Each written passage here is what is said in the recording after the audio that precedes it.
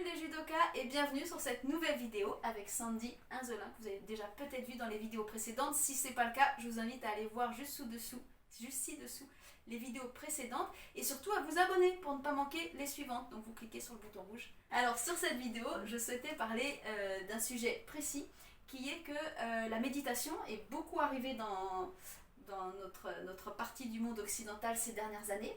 Elle est même arrivée en préparation mentale pour les judokas. On utilise la méditation notamment pour diminuer le stress. Et pour autant, en m'intéressant un peu à des textes, j'ai cru voir que la méditation dans le bouddhisme, il me semble que ça vient de là, tu me confirmeras ou pas, n'était pas forcément faite pour moins stresser ou être plus zen dans la vie. Donc est-ce que tu peux nous dire quelques mots sur ce sujet? Oui, je peux dire quelques mots sur le sujet. Alors effectivement, la méditation initialement, alors ça, le bouddhisme n'est pas premier en Inde, hein. Il y a eu d'autres, il y a des courants, on parle d'hindouisme, donc bon, je ne vais pas rentrer dans les notions historiques, mais la méditation c'est antérieur au bouddhisme en tout cas, méditation ou yoga. Et la méditation ou le yoga ont émergé en Inde au service d'une certaine vision du monde, dans un cadre philosophique, on va dire, un cadre philosophico-spirituel. Donc, autrement dit, la méditation et le yoga sont des outils pour se transformer en profondeur, pour reconnaître notre véritable nature. Donc, on est vraiment, on pourrait parler, dans une quête métaphysique. C'est-à-dire, c'est pas pour aménager notre quotidien qu'on pratique la méditation ou le yoga originellement, mais c'est vraiment pour se libérer de notre condition humaine ordinaire. D'accord. Donc voilà, ça c'est l'impulsion initiale, que ce soit le bouddhisme ou l'hindouisme. Voilà. Donc effectivement, aujourd'hui, la méditation, surtout, donc, a envahi un peu notre quotidien. Il y a des bouddhas un peu partout, dans le milieu d'entreprise aussi, ça a été intégré, dans les prisons, les hôpitaux. Enfin, en psychologie, il y a aussi certaines méthodes en psychologie qui s'inspirent beaucoup de la méditation.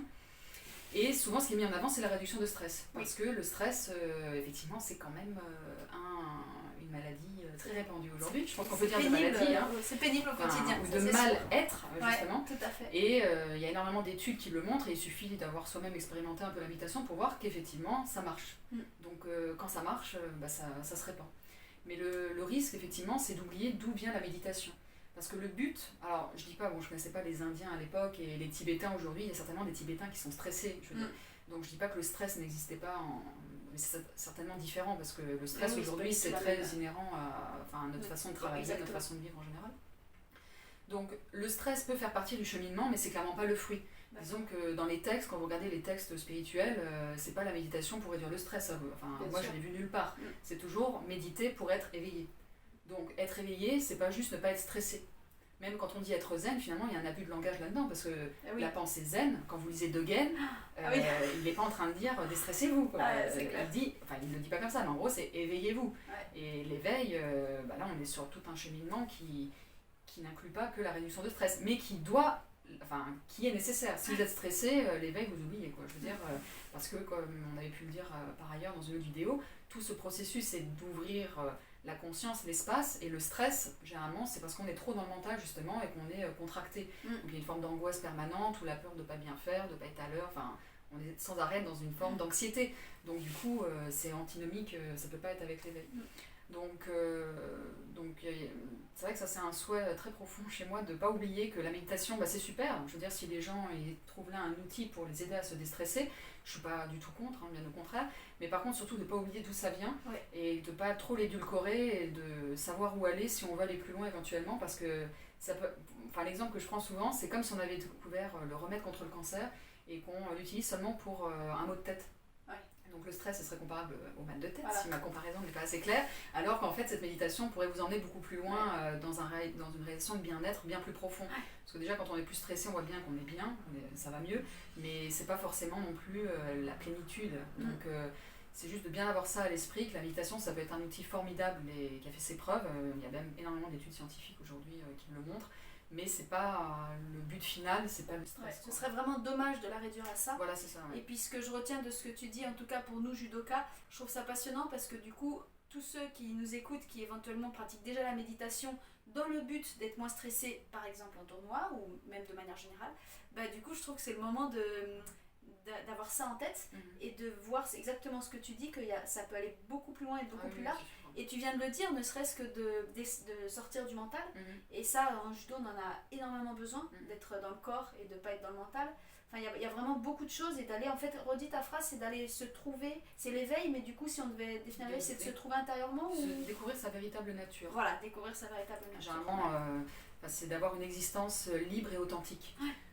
C'est vraiment la définition de la liberté intérieure, quoi. Voilà.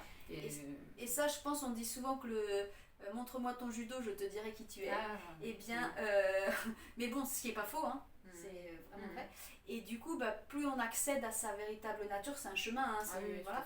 Mais plus petit à petit on retire toutes ces couches là qui nous enferment et on accède à cette vraie nature, je pense aussi que ça favorise un judo qui est libre, épanoui, agréable, en sensation, parce que c'est nous-mêmes, hein, c'est notre corps, c'est notre mental, notre judo c'est qui on est. Donc, D'ailleurs, j'en profite pour faire une petite minute de pub. Je l'aurais fait de toute façon, parce qu'il est super. Dans ce livre, oui, c'est moi qui l'ai écrit, donc j'en parle. Mais c'est vrai que j'aime bien en parler beaucoup parce que parmi les différentes publications que j'ai faites, actuellement, c'est le seul qui est vraiment destiné à un grand public. Mais en même temps, j'ai essayé de trouver cet équilibre entre grand public et rigueur et précision et profondeur. Voilà, c'est peut-être beaucoup de choses à la fois. Mais en même temps, ça reste accessible. Donc là-dedans, je parle de la méditation et justement avec cette perspective plus globale. Donc il y en a un peu pour tous les niveaux, je dirais. C'est pas forcément un livre qu'on lit une fois, c'est comme quelque chose qu'on pourrait lire à plusieurs moments dans sa vie. Il y aura certainement différents niveaux de lecture par rapport où vous en êtes.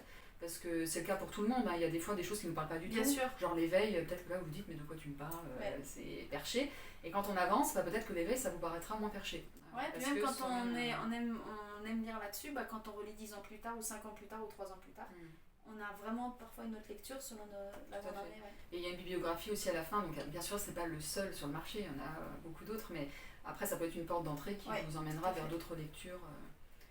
Donc on mettra le lien en bas de la vidéo, mais c'est les 12 lois du karma, changer sa vision de soi et du monde, de Sandy Hinzelin et Anaka, donc co-auteur qui a fait les photos. Oui, qui est photographe, Anaka, puis elle a proposé un texte et une pratique de yoga aussi tout au long des lois, et donc c'était publié aux éditions Jouvence. Voilà, et c'est un très beau livre, même au niveau de de l'esthétisme et de la mise en forme, il est très agréable à regarder, je vous le conseille vivement, parce que c'est vrai, comme l'a dit Sandy, en termes de porte d'entrée, si c'est un sujet, un domaine sur lequel vous êtes curieux, c'est une bonne façon de... Et c'est assez complet, ça propose une vision panoramique. Super, écoute, merci beaucoup, Sandy, merci de ton à temps. toi, À bientôt.